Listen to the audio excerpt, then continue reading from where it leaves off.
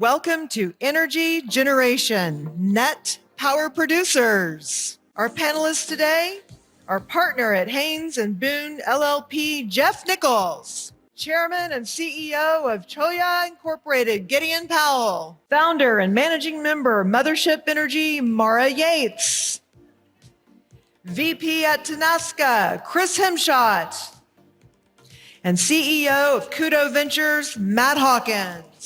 Well, thank you for the quick introduction and the opportunity to have this panel before you. I'm a little intimidated because we had the demand response panel just a couple hours ago, and they covered a lot of great ERCOT topics, which we kind of want to get into too. But most of the folks here are involved with infrastructure in and around Bitcoin mining. So I thought we'd focus on that first. So I thought I'd start off by asking each of our panelists, what is your company's role in building out the infrastructure for Bitcoin mining? Gideon? So really, we've spun up a division called Cholla Energy, and what we focus on is the really long lead items. And so there's the land, we secured a lot of that, and then there's the infrastructure of the high voltage. So that's currently what we're really focused on, is the longest lead items, stepping down from the high voltage 345 kV and 138. So we're really focused on the longest lead infrastructure at this current time. So at Mothership Energy, we are in option 1 and option 2 REP in ERCOT, as well as Queasy by virtue of being a retailer. And what we really focus on is highly structured, complex retail transactions to bring data centers load, as well as integrate them into the ancillary service market. We really pride ourselves on thinking outside of the box. We don't take traditional deals. We always like to work on complex stuff that requires a little bit of a deeper understanding of how the market works, as well as how the industry and the counterparty work. So we're responsible for making you guys, getting you the electricity and hedging it out, or providing some creative solution around riding index. At Tenaska, we're a 35-year-old private energy company, originally started at actually building generation side. So we built over 10,000 megawatts, probably over $10 billion worth of high voltage infrastructure and generation that we've actually built. That started the foundation and the DNA inside Tenaska. A couple other businesses spun off from that on the gas side, supplying gas, as well on the power side, performing a lot of the QSE services or energy management services. So I take all of this this soup and put together and make the same process on the interconnection side for the load and help actually connect to the grid. So that can include building the high voltage infrastructure. It can include doing the development to find all the land, get the PPAs lined up, basically everything from birth through the life of the process then, because we have the EMA team and the QSE team that then follows that and helps on the day-to-day work as well and dispatching into the grid. Yep, so at Cudo, we are a platform which provides access to infrastructure around mining farms. So this can be renewable energy infrastructure, it can be data center infrastructure, it can be the ASICs and actually the hash rate. So we tokenize that and provide it as a platform so that everybody can have access to this infrastructure. So we kind of democratize it and decentralize it, enabling the buyers of the tokens to receive a yield. And it enables the service providers build in the mining farms and actually build in the renewable energy facilities as well to be able to finance those and expand them. And I'll go ahead and answer my own question, which is Haynes and Boone is a 600 lawyer law firm and 11 offices. And I am co-chair of the energy practice group, and I'm kind of backing my way into this whole discussion because about a year and a half ago, 2 years ago, some of our oil and gas producers started asking us questions about mining Bitcoin. And then on the power side, our power group was getting a lot of regulatory questions about building out these facilities, particularly in ERCOT. And so as an energy group, we have about 100 lawyers in all different facets of regular fossil fuel and renewable energy. So this is a really interesting topic at our firm because it brings together a bunch of different practice groups. And we also have a crypto finance practice group, which I'm not allowed to talk about because of everything that's going on. They warned me ahead of time. So I'm just going to stop that right there. So first question for our panelists is, what would you say is the biggest constraint facing the infrastructure build out right now? I would say the biggest constraint is capital. But after capital, I think it's really the interconnections. You know, we're here in Texas, so I'm gonna talk about ERCOT, but really the interconnection process of getting the FEA in place. There's been a lot of Bitcoin miners who want to come here, and you know, at the same time, you've got this convergence of more wind, more solar coming, with you know a large amount of Bitcoin miners wanting to connect. So ERCOT and all their employees are, and all the wires companies are doing a lot, but there is just a huge amount of demand that wants access to this grid. So I'll echo what Gideon's saying, but perhaps from a different lens. So capital is our number one constraint because we constantly need more collateralization on these transactions that we're doing. The market is super skinny there. We can get into it a little bit later in this. But y'all's access to capital directly impacts us and our ability to de-risk a deal because we're at the end of the entire transaction spectrum, right? Like y'all have already built your facility, you got, well, most of the time have built your facility, have your equipment, and then comes the energy procurement. And so we kind of get pushed to the end despite the fact like we're a really critical factor in that. So your development timeline and your interconnection timeline also deeply impacts us. One of the biggest risks that we see today is your ramp schedule. And while it seems to have implications from like your ability and access to mining, it also has implications from the power supply side that are pretty significant. So your interconnection timeline is one of the biggest constraints to us from a supply standpoint. It induces a lot of risk and it makes the timing to transact, I think like, I'm laughing because y'all probably experience this too. Normally you don't do a contract in a week. Normally you don't do a contract in like 4 days.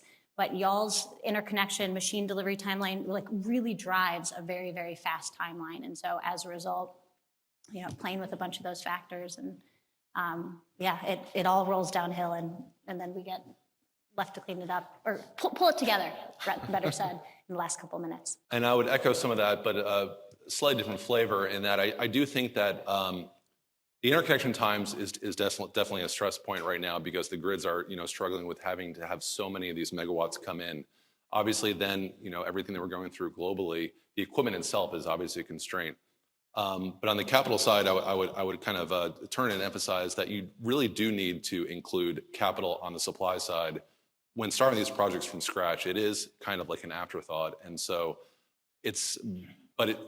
we're talking a lot about ERCOT state that we're in right now, one of the best places, I think, to do this kind of business. But there are no training wheels in ERCOT. There's no buffer. There's no protection. And that means that you are exposed to the grid. And for that benefit, because you actually do get a much more efficient price, but for that reason, you do have to post some significant capital at some points in time in order to get the benefit of that price. And so I think you have to go into it eyes wide open knowing that that exists. I think I've probably got a slightly European view, being from the UK. But we work over there as well, so not so much on the ERCOT side, but we see access to capital and funding the infrastructure is by far probably the biggest barrier to start with. And certainly in Europe, you kind of need to pay for that infrastructure. There's a huge amounts of gigawatts of capacity, but you need to upgrade the facilities, interconnect substations. And typically that has to be paid in advance, at least 6 months build time, sometimes 12 months build time. So it's financing that while you're still trying to, I guess, everything from the paperwork side and getting the process done. So we see that as the biggest barrier. Actually accessing the resources probably is less of a challenge now, I think, especially with huge amounts of renewable energy still being built out. In Europe, you're now siloed to certain areas where you've got access to power because of the cost of power. So that is a huge barrier. So where you used to be viable across probably 80% of Europe, you're probably viable to install mining farms probably in about 5–10% of Europe now from a commercial perspective.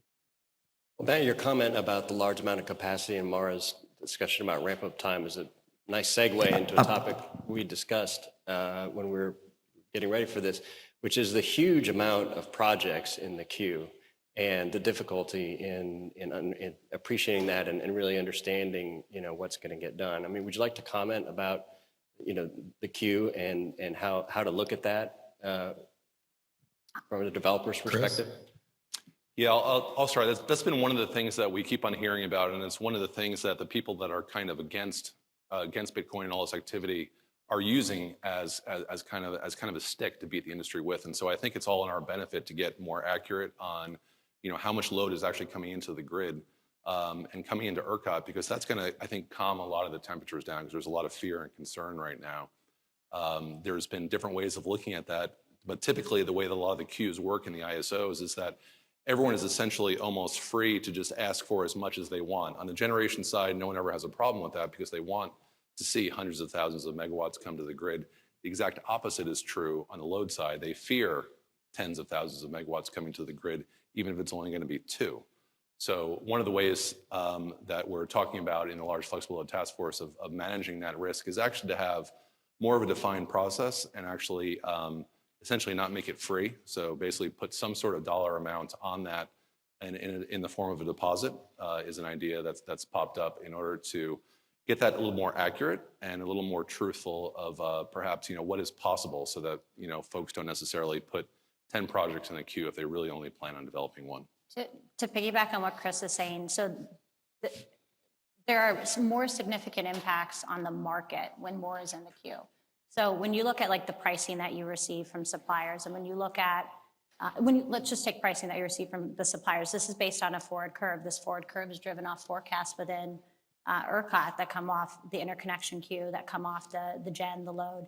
And so every time that queue isn't truthful, or I shouldn't say truthful, as pure as possible, and reliable and accurate, it impacts the pricing you all receive too. And so like there's always other market implications. That's one of the beautiful things about ERCOT is that we are like a pure market. Like we allow the market to send signals and to interact with itself and maintain some level of homeostasis. And so when that interconnection queue isn't accurate and it's knowingly not accurate, it causes an impact on the price that you receive. The same thing can be said, like I'm cynical of the interconnection queue because I grew up developing solar assets, and I know what was in the interconnection queue for solar asset development, and everybody can see what's fallen out. And so it's not just like this industry that has it, it's a plague across the entire interconnection queue with other resources, but it has a lot of implications on pricing that you receive. So it benefits everybody to clean up the queue. Yeah, and really just bring clarity to, right now a lot of Bitcoin miners still don't understand ERCOT, and they were using ERCOT and its employees, resources, and times as, hey, I've got this land option, y'all do the study. And so really not only do we need to place a burden of proof with financial resources to some de minimis amount, but also, hey, if you want to get in the queue, you need to have done your studies, and they need to be done properly, and to where ERCOT is really double checking work. And so right now it's just, you can literally buy land under wires, not even near a substation, and request a gigawatt under some lines. And so really, and it also goes to the accuracy, of what's being reported. Yes, there are 35 gigawatts that have submitted requests, but several of those are redundant, and people that don't understand ERCOT are just trying to figure out, is there load here? So I think, like Chris said, bringing a process that defines, this amount of load is being studied, this amount of load has posted collateral. Once they've been posted collateral, that is more likely, which will better reflect into the market pricing. So I think there's a couple of different dynamics, and that's what's fun. Everything we're doing here in ERCOT is the test net. No one is doing this, and grids globally are stressed. So we're going to figure it out here in ERCOT, and then we'll export it globally to all the other grids that are facing issues. So Matt, are you jealous that you're not in ERCOT yet? Or would you like to compare and contrast? Clearly. I think, if I kind of cover it on the other side, like you said, there can be some criticisms about the amount of power coming on board, but in reality, I think we're going to cover it in a bit, but if we're able to support the grid and to be able to turn down power based on demand and actually help balance, and especially as more renewable energy is coming in, you need that balance in the grid, then it's going to become a benefit rather than the public seeing it as a burden. So it's as important to get that messaging right publicly and out in the mainstream media. Yes, and in terms of getting that messaging right, we've talked about some of the misinformation that's been out there, some of the things that have been said, and some of the confusion about how all this works together. Would any of you care to comment on some of the misunderstandings that people have about the relationship of mining for Bitcoin and the power grid? I think one of the misunderstandings is that human power consumption is a bad thing. I just want to equivocally state that consuming power and advancing human prosperity are absolutely correlated. So more power generation is a great thing. More power consumption is a great thing. And this is Texas. We are an energy powerhouse. So we welcome all energy technologies and innovation. We want them here. So there's a lot of, like Elizabeth Warren sent a letter. I love that she sent that letter. She pointed out things, she had questions, but what she did is highlighted that Texas is different. Again, grids globally are facing more intermittent wind and solar and aging thermal. So that's a problem. And so we want the market, other RTOs, other ISO, other electrical grids need to experiment. And we're going to experiment here in Texas with bottom-up solutions that are mutually beneficial.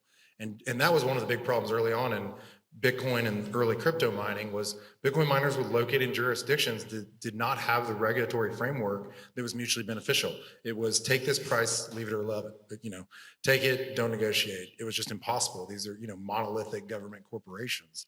And so really with ERCOT, we have the freest electrical grid in the world. And that has allowed for an amazing technology that has been mutually beneficial.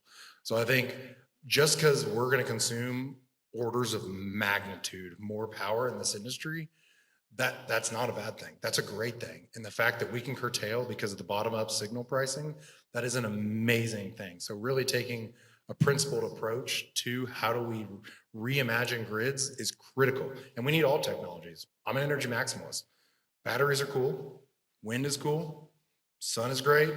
Natural gas. All these technologies are needed. And so, yeah, my biggest misnomer is just because we consume power, I think that's a great thing. And we're going to do a lot more of it. Yeah, I think the spin that's out there is just one of my big pet peeves when anybody is trying to make an argument and take little bits of things and twist it into the story that they're talking about. So, for instance, some of these letters that have been out talking about massive subsidies going to the crypto industry in Texas, absolutely patently false. Someone buys power at a certain price, they buy a commodity, they buy a product. The product increases in price and they sell that product, they collect the difference in that price. That is not a subsidy, that is a transaction, it is a trade, it is a buy and a sell, but it gets spun in the marketplace as a subsidy. And it gets twisted into a perverse statement that says, well, they are getting paid when everyone is under duress not to generate, and so they cause a problem, they relieve and they get paid for it. Again, not true. They are simply buying when prices are low and not consuming when prices are high, and they're hedging their exposure all the time. But it's really just when you come at it from one side of the story to another, it can really get twisted into something. So they are providing these ancillary services that are helping with renewable penetration.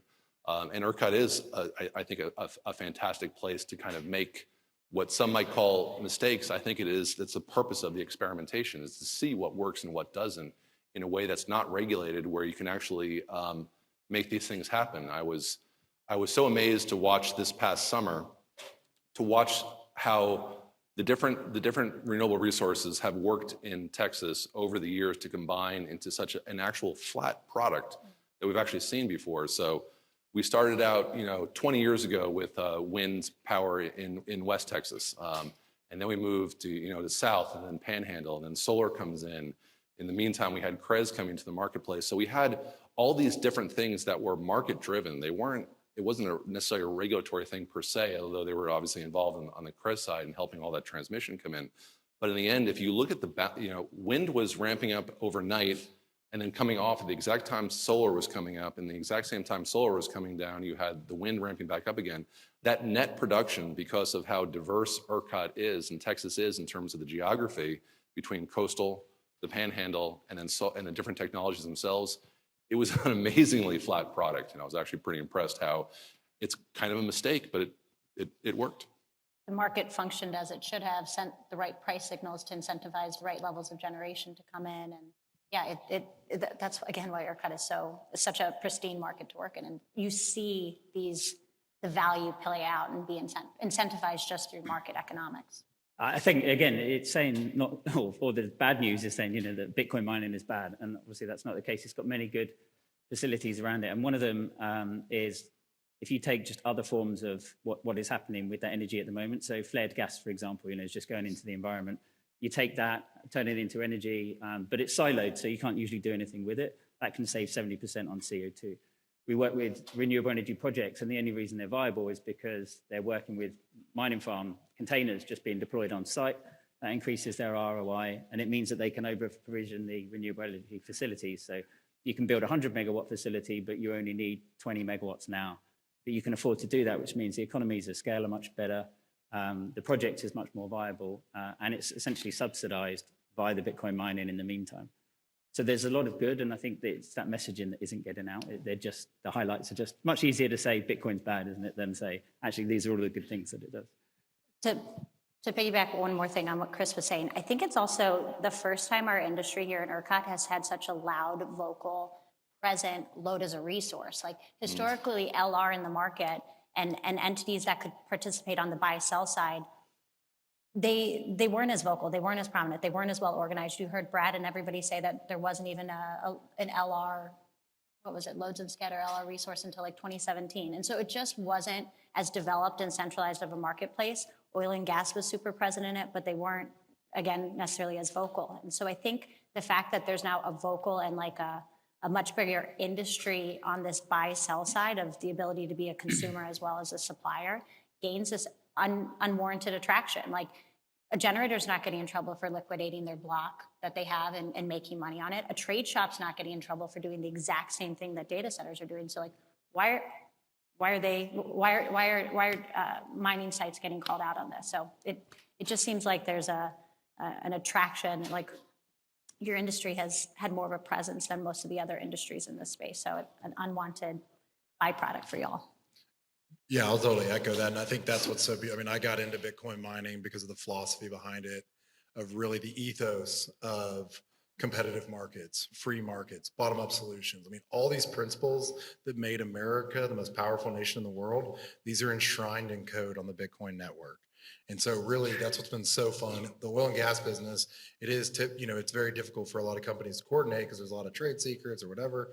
But on the Bitcoin side, there is no competitive advantage. It's all about low cost power. And so really there's this amazing ethos present in our industry. We want to advance more human prosperity. We want, and you are drawn to Bitcoin if you care about human freedom. And this is not an investment, it's a human freedom technology. And so a lot of the Wall Street, they're not going to get it. You cannot underwrite this very easily. This is a philosophy of how do we make the world a better place. And I think it is very easy to point out how much power we consume, but you can easily look at other industries and it is more difficult to understand how much they consume. And again, I think consuming energy is a great thing, but I don't like wasting energy. And I think that's another thing I hear is like, oh, I wish you guys wouldn't waste energy. This is protecting wealth. And we in America are so blessed that we have the greatest financial resources and financial and trusted institutions. We are blessed and we have become used to that. If you spend any time traveling globally, people do not have property rights. They are not able to save. There are people globally that struggle to save and they can never get ahead. And then Bitcoin comes along. And really, so we're not wasting energy. That's false, full stop. I mean, if you go look at a vault, you would never say that steel is waste. It's a lot of steel, but that is providing a service and the market is paying for that. And this energy that Bitcoin miners are consuming is protecting wealth. The erosion of savings is happening in the current monetary system. And so Bitcoin is a way to opt out of that. And so this energy is absolutely providing a market need for people globally. And if you don't like inflation, here in America, you can buy Bitcoin. Gideon always gets the applause. Let's get into that into more detail. We've talked about how Bitcoin mining goes hand in hand with renewables, and I'd be interested in your perspective on how that works in ERCOT as in terms of demand response historically, and then looking forward with potential market reforms, how you might see it in the future. Yeah. Sure. So when I think about the role that Bitcoin is playing in the market today, it comes from a couple different perspectives. The role that it plays in the ancillary service market is one of them. The role that it plays as a resource for the grid, as a flexible and dispatchable resource is incredibly important as we get more renewables online, especially because of the IRA. Like the reality is the IRA is now driving a new resource demand. We're going to see a lot of the presence in ERCOT. And so having these flexible, dispatchable resources out there are what our grid needs. Like if we are going to incentivize renewables, we need to accompany that incentivization with the resource that brings reliability. Y'all are a great resource for that. So there's a lot of value that's being brought into ERCOT, as you guys heard on that previous panel. The place that I frequently look at the role that you have in this market is from, like, again, the supply standpoint, the pricing standpoint, like at the end, what actually flows to your meter and how does it get there? It's funny. Previously, like when 100 megawatt load would come into the market, like that was a behemoth. Everybody was really excited. And like, okay, if you went to go shop that all the desks, everybody knew your deal because there was only one 100 megawatt deal being shopped that month.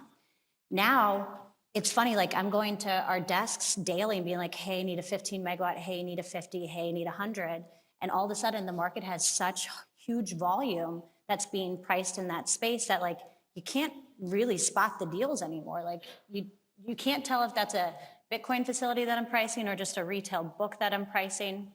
And so that's to illustrate that you guys have brought size into the market. You've changed the way things are priced. Previously, when I knew that there was one 100 megawatt deal in the market being priced, everybody knew, like you kind of knew where that pricing was going to land because there wasn't much competition. Now it's created competition in this space. Like there's a lot of transaction, there's a lot of liquidity. What concerns me though in that space as a supplier is matching up risk with proper collateralization plus the proper strategy. Like I absolutely benefit and win if I sell you more power and you show up and we flow this thing out. But I don't think that's always the right solution. I think risk is bad for both of us, right? Like something that puts me in an ultra risky position isn't necessarily good for you, and something that puts you guys in an ultra risky position is definitely not good for me.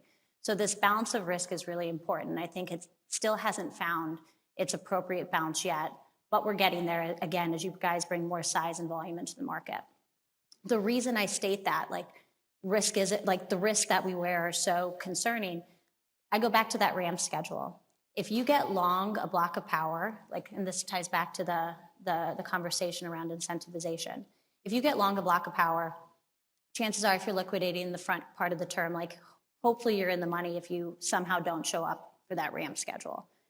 But there's also this other risk that you don't. Like you guys aren't a spec shop. Like you guys shouldn't be trading spec power. That there's enough volatility outside of trading commodity market power that you guys don't need to manage. Like again, de-risk it. And so when I see like, hey, that's a risk, like don't go hedge out your entire ramp today. Wait till you know what your ramp schedule looks like with certainty. Hedge out what you know, layer in some more hedges. Like the ways to de-risk it become really important, I think. And it's easier and more, it's easier to de-risk these deals today than it was before, just because you guys are creating some mass in the market. So look at your ramp schedules, look at the appropriate collateral package that then follows suit. Like if you're hedging out less, your collateral package is less today too. So like thinking through your cash flow and the capitalization concerns, all of that will help you there as well. So I've taken a lot of airtime on this question, but I think it's like you guys have a very important role that you're playing, not just from enabling renewables, but the dynamics that you're changing in the supply market as well by bringing in so much size and flexible size and size that wants to transact quickly at a low cost of power with minimal collateral requirements. Like it's a whole new game. So. I think I would answer that question by thinking about just how the grid is moving from how it was to where it's going to go.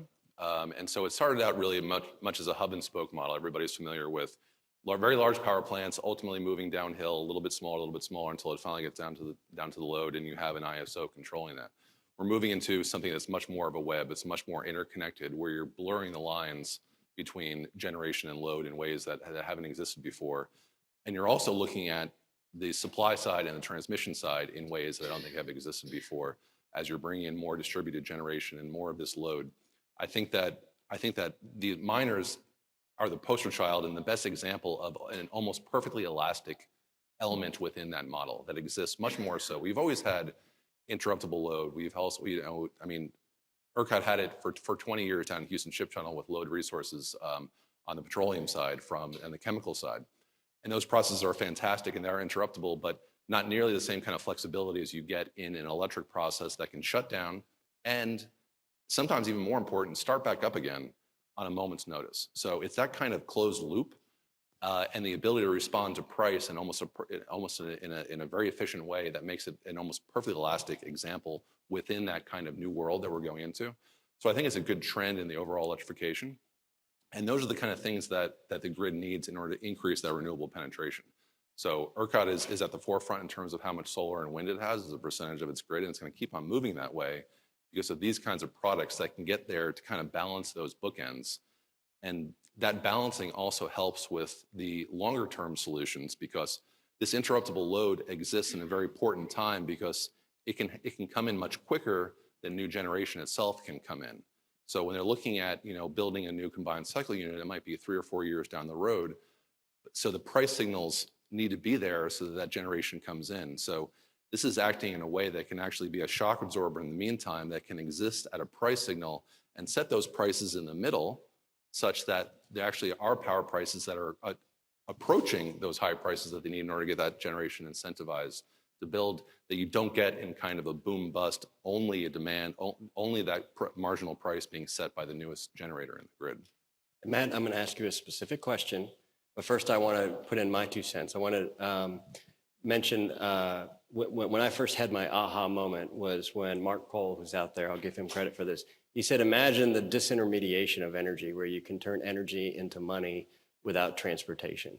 And that was really hard, and it's still hard for me to wrap my mind around that. If a producer with a natural gas well in the middle of nowhere can turn natural gas into Bitcoin, or a wind farm can turn wind into Bitcoin without having to deal with all the transportation constraints, that's just a whole new scenario. I'm still trying to think through how that would work. But Matt, my question for you, Maura, we talked about constraints, it being capital and dealing with risk, and you have a different model outside the US that I thought was really interesting, which we can't do here yet, but maybe we would one day. I wonder if you could tell us a little bit about how you get these infrastructure projects funded and built with your NFTs, with your...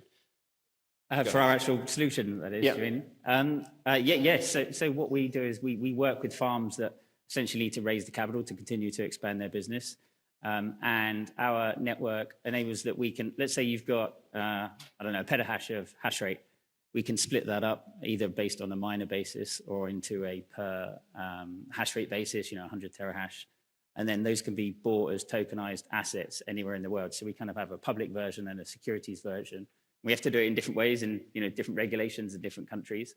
And what that does is really that brings in finance to expand these businesses. So we find farms are allocating about 10, 15% of their infrastructure, and that's enough for them to keep expanding their business. We've actually got a kind of a cloud high performance compute version as well, which means that can fund actually adding compute and getting paid Bitcoin for your compute in your mining farm. So it kind of gives you another revenue stream that's less direct correlation to power, to revenue. But what it does is it opens up finance to the global market to expand. And then it doesn't really matter where you are in the world. And then actually we're working with renewable energy companies to do exactly the same on the other side. So we're tokenizing solar panels, wind devices, whatever it is. And then that kind of, let's say you've got a 5-10 year yield or feeder tariff that comes off the back of it. It means that the community can fund the expansion of the renewable energy as well. So it's kind of funding on both sides and kind of opening it up and enabling everybody access to benefit. Because as farm builders, obviously we've got the advantages, economies of scale, and being able to kind of take advantage of the cost of electricity. But we can open that up to the bigger community so that kind of everyone else can get involved and everyone else can be Bitcoin holders, and we can get this into bigger hands out there. I thought that was very interesting. Our regulatory system can't handle that right now, but maybe one day soon we'll be able to. Yeah. So we're coming up on time. I thought I would give you each an opportunity to talk about the future. What are you excited about in the future, or what's an observation that you would make about the future of this area? I think we're in the very early innings of an energy revolution that will dwarf the industrial revolution. I mean, we are on the precipice of making energy almost free.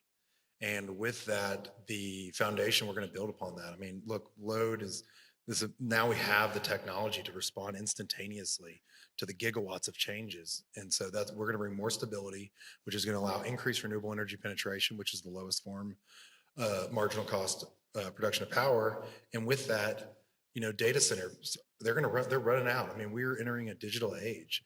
And so data centers are going to see, wow, look at all these workers, these people out in West Texas, like there's cheap power, it's renewable, and they like that, and the workforce. And so I think, really we're going to look back and we're going to double likely the size of ERCOT in the next 10 to 20 years. And, we want to operate at 200 gigawatts and flat. And really when the wind and sun is shining, we're mining Bitcoin all day. And then, when the wind and sun turn off, then we curtail.